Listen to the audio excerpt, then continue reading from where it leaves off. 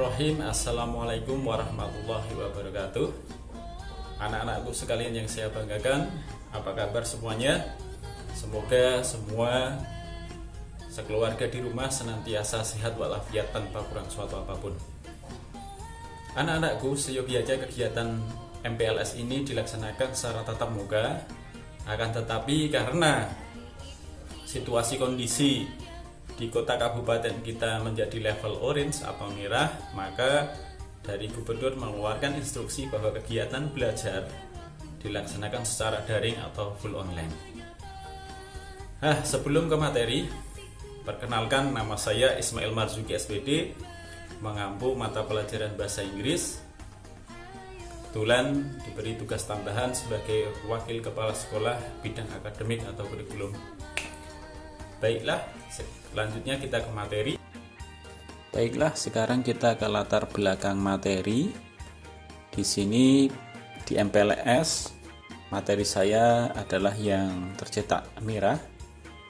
Ada beberapa materi yang telah dibawakan oleh Bapak Ibu guru yang lain, dan saya mendapat kesempatan untuk memberikan materi yang sudah saya cetak merah itu, yaitu mengembangkan interaksi dan perilaku positif antar siswa dan warga sekolah lainnya.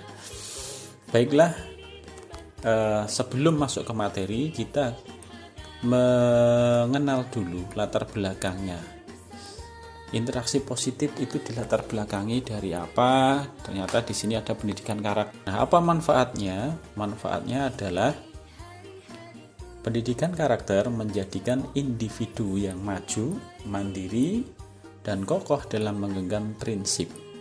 Pendidikan karakter akan menjadi benteng bagi kalian dalam memerangi berbagai perilaku yang tidak baik, juga sebagai mencerminkan sikap prososial, mendorong nilai intelektual atau akademik kalian, juga mempromosikan pengembangan kepribadian kalian meliputi karir, kejujuran, perencanaan, komitmen, pengembangan, kepemimpinan, pertumbuhan rohani,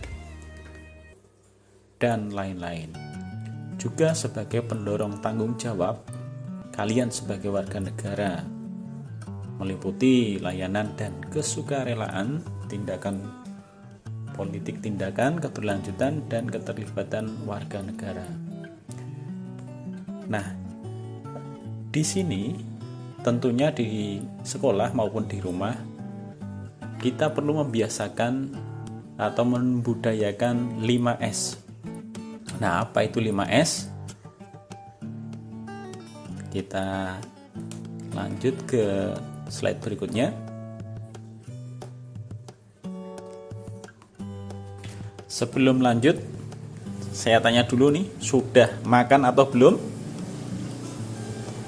Nah, alhamdulillah kalau semuanya sudah makan. Semoga dengan makan dan minum, badan dan tubuh menjadi sehat, khususnya di situasi pandemi COVID ini. Ini saya tampilkan sesuatu, kalian bisa jawab apakah ini? Ada yang tahu? Ya, ini adalah seekor hewan yang sedang apa itu? Sedang tersenyum. Nah, apakah kalian juga tersenyum? Kita lanjut ke slide berikutnya. Budaya atau pembiasaan 5S. Apa saja itu? Bisa dibaca juga di sini. Ada salam, senyum, sapa, sopan, dan santun. Nah, sekali lagi ada senyum. Kita bawa kebahagiaan ini, kita hadirkan kebahagiaan ini di sini supaya belajar kalian juga menyenangkan ini.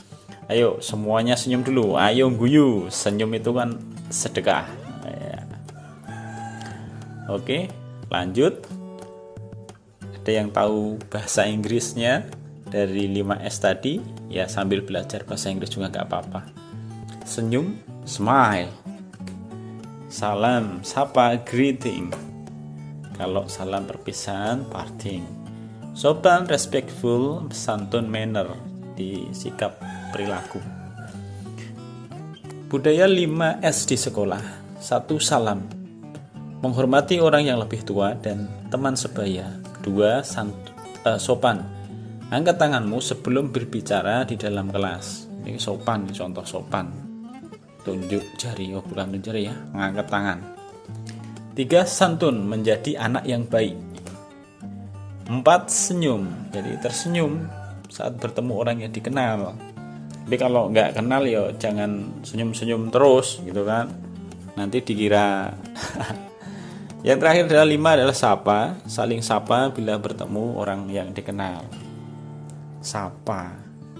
Baik, kita bahas satu persatu. Kita mulai dari pembiasaan 5S. Yang pertama adalah senyum. Senyum itu apa? Senyum adalah gerak tawa tanpa suara yang tercermin pada bibir yang mengembang sedikit.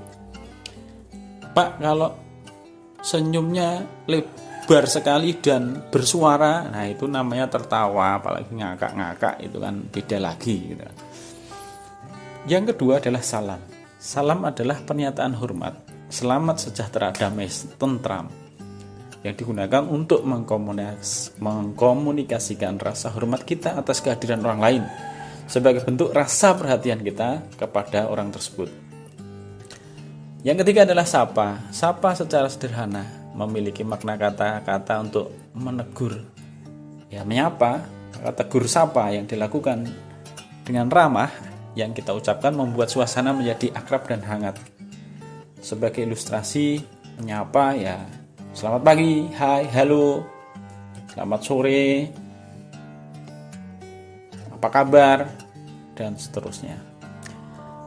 Selanjutnya setelah sapa, yang keempat adalah 45 adalah sopan dan santun. Sopan adalah rasa hormat, takzim, dan tertib menurut adab yang kita lakukan kepada orang lain. Sopan. Wah, anaknya sopan, nah, kan enak.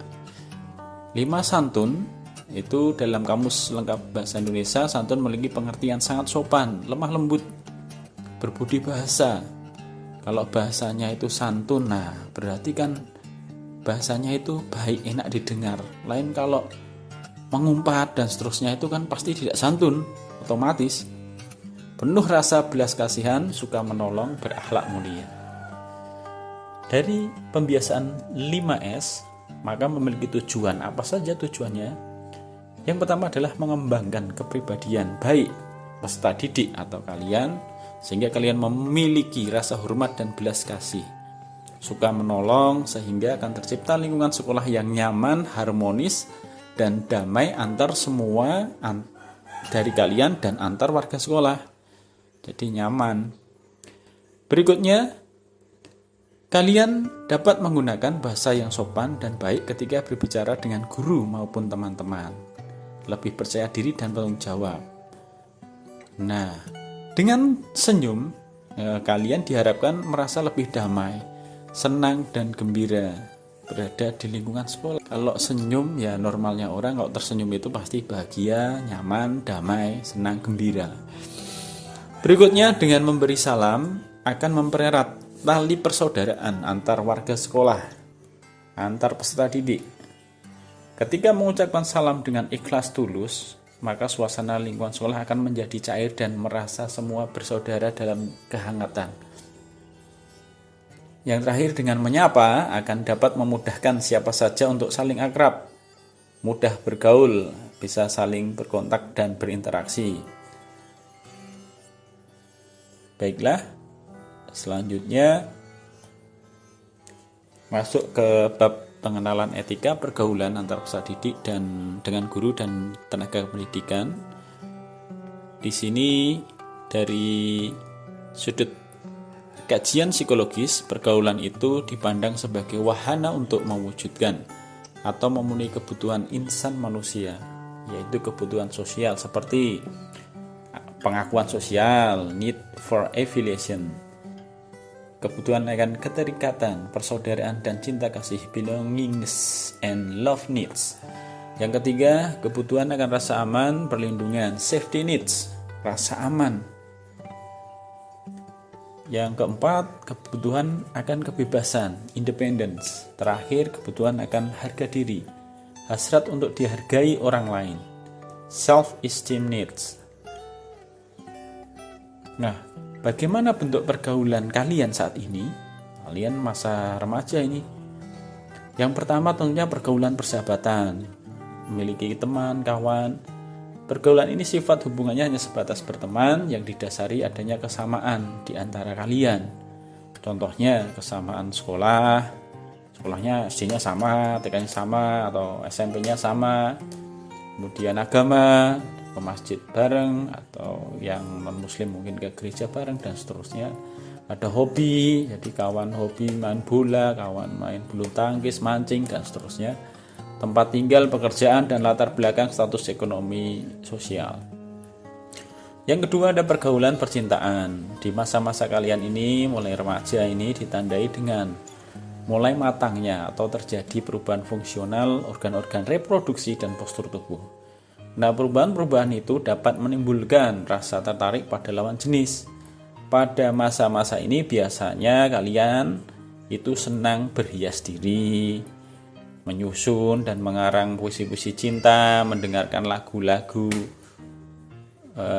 romantis atau membaca novel-novel roman dan seterusnya. Nah, terus bagaimana cara untuk membina hubungan yang baik? Ada beberapa untuk membina hubungan yang baik. Di sini yang pertama adalah belajar menghargai. Pada dasarnya semua orang itu ingin dihargai.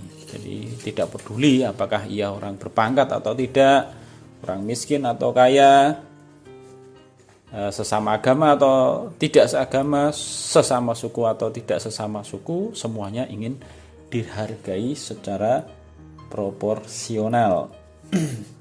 Namun sayangnya banyak orang di kalangan kita itu yang nggak mau menghargai orang lain. Padahal menghargai orang lain bukan berarti memberikan sesuatu yang besar nilainya. Misalnya saja menghargai pendapat orang lain. Hal ini sangat penting dilakukan dalam membina hubungan yang baik. Kalau kita tidak mau menghargai orang lain, jangan berharap orang lain itu juga akan menghargai kita. Itu yang satu, belajar menghargai. Yang kedua, belajar menghormati. Setiap orang selalu ingin dihormati. Oleh karena itu, janganlah kita menghormati orang lain karena ia kebetulan punya pangkat atau kedudukan. Punya pangkat atau kedudukan saja kita hormat, nggak punya pangkat kita nggak hormati, nggak seperti itu. Kita perlu menghormati orang, bahkan orang yang seumuran dengan kita. Bila kita melihat orang lain tersebut melakukan sesuatu yang baik, dengan kata lain, menciptakan suasana saling hormat di antara kita. Yang ketiga yaitu mempunyai sikap mau mengerti. Jadi mau mengerti keadaan orang lain pada dasarnya merupakan perbuatan yang terpuji, sangat terpuji. Sebab orang mempunyai sikap mau mengerti keadaan orang lain ini membutuhkan kesadaran yang harus ditumbuhkan dari dalam hati nurani yang terdalam. Oleh karena itu, dalam membina hubungan yang baik, sudah seharusnya kita mau mengerti keadaan orang lain tanpa pandang bulu. Artinya, kita harus menghindari sikap acuh tak acuh, nggak peduli terhadap orang-orang yang ada di sekitar kita. Lanjut ke nomor 4, mau memberikan pujian. Nah, jadi bila kita lihat teman kita itu berprestasi dalam suatu bidang apapun, karena hasil kerasnya dan kejujurannya, maka sebaiknya kita itu mau memberikan pujian yang tulus terhadap teman kita tadi, penuh dengan keikhlasan. Artinya tanpa dibuat-buat, akan memberikan pengaruh positif bagi teman kita, meskipun pujian yang kita berikan itu dalam bentuk sekecil apapun. Jadi oleh karena itu, dalam rangka membina hubungan yang baik antar sesama teman, sebaiknya kalian jangan pelit memberikan pujian. Yang kelima, tidak atau jangan bercanda keterlaluan. Kalau kita sendau gurau biasa itu kan tidak masalah, tapi kalau di luar batas, maka suatu hubungan itu kan bisa retak.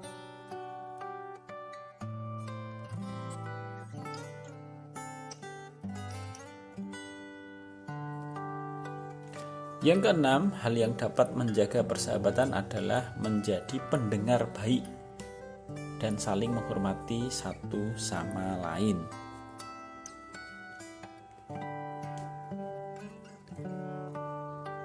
Jadi hormati saran teman dan dengarkan apa yang sahabat ungkapkan, ambil positifnya sebagai kritik yang membangun. Jadi kepribadian yang berbeda antara kita dan sahabat pastinya akan dapat menjadi pelengkap satu sama lain, tetapi bukan berarti kita harus menceritakan segala hal itu kepada sahabat atau teman. Yang ketujuh, mau memberikan motivasi.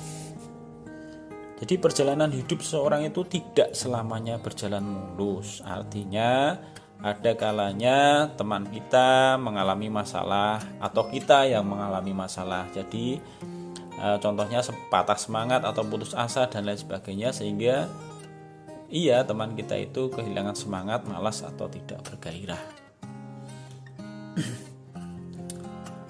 Bila kita mempunyai teman yang mengalami hal seperti itu, maka sebagai teman yang baik bagaimana? Ya seharusnya tentunya kita akan memberikan motivasi atau dorongan sehingga teman kita tadi tumbuh kembali rasa pedenya, percaya dirinya.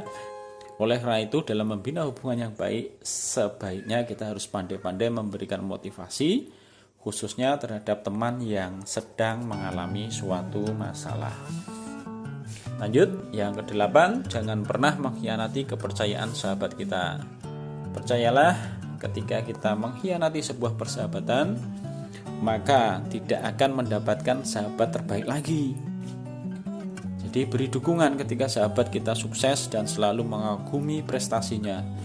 Ketika kita ada konflik atau ada masalah di antara persahabatan, dapat diselesaikan dengan saling terbuka satu sama lain. Ya memaafkan suatu hal itu kan mungkin yang berat tuh tidak mudah. Tapi memaklumi bahwa setiap orang pasti dapat membuat suatu kesalahan dan demi kebaikan bisa menjaga persahabatan agar tetap utuh. Itu beberapa cara untuk membina hubungan yang baik sama teman atau peserta didik dengan kawan, teman sebaya. Dan terakhir, kesimpulan etika yang perlu diperhatikan dalam pergaulan antar peserta didik atau teman sebaya, yaitu diantaranya kembangkanlah sikap kalian dalam hal saling membantu, memberi saran, menghormati dan menghargai. Kemudian jadikanlah sikap solidaritas yang positif di antara kalian, seperti solidaritas terhadap teman yang sedang sakit. Yuk kita menggalang bantuan dan seterusnya. Ditimpa musibah kita bantu. Bukan sebaliknya, jadi solidaritas yang negatif. Contohnya apa Pak? Ada yang negatif? Ada. Temannya ada masalah, dia salah, kelahi bantu, tawuran, yang dibantu salah. Sering terjadi seperti ini. Dan yang lainnya. Lanjutnya, hindari pola perilaku yang melanggar norma agama yang dilarang oleh agama. Dalam agama saya yakin di agama manapun pasti diajarkan untuk melakukan yang baik dan menjauhi yang tidak baik. Berikutnya, jadikan kelompokmu itu sebagai wahana untuk belajar bersama, maju bersama, baik dalam olahraga maupun belajar, seperti mendiskusikan pelajaran, tugas-tugas atau pemecahan masalah-masalah yang dihadapi baik oleh pribadi masing-masing atau maupun bersama. Mungkin kalau olahraga itu ya bisa yang positif kan, main bersama-sama, masalah-masalah mungkin permasalahan bisa dibahas bersama dan seterusnya. Kemudian jadilah teman yang berakhlak baik.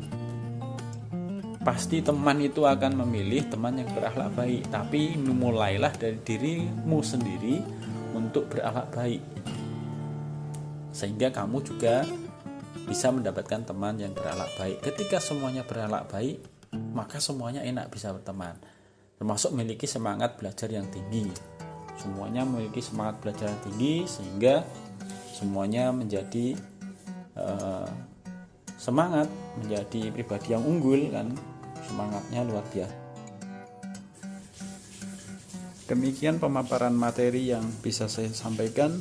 Semoga situasi pandemi COVID-19 ini segera berlalu, segera membaik, sehingga kita semua bisa bertatap muka secara langsung di sekolah. Akhirul kalam, wabillahi taufik wal hidayah. Wassalamualaikum warahmatullahi wabarakatuh.